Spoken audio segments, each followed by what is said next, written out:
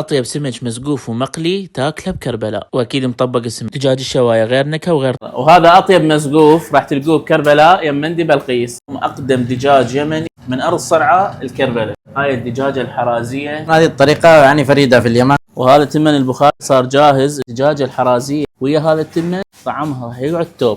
جزر. وهذا اطيب سمك متبل راح تلقوه ببلقيس. لا ناجي نعوش ولا اخبار، هنا مطبخ بلقيس يجيكم كريسبي ذهب ذهب. هذا احنا ناخذها نسويها تاخذ لون وشقار كلش على كيفه. هاي السمكه الزينه صار جاهز. واطيب مندي راح تجربوه هنا بكربلاء. شوف لي الحبايه مالته شلون نثريه، شوف الضلوع هذا ذهب مو مندي، وحتى العظم مستوي. شوف لي السمك شلون ذهبي مستوي صح، ويا اكيد بصل اخضر طعمه رهيب. وهذا مسقوفنا راح نخلي عليه شوي عصرة ليمون.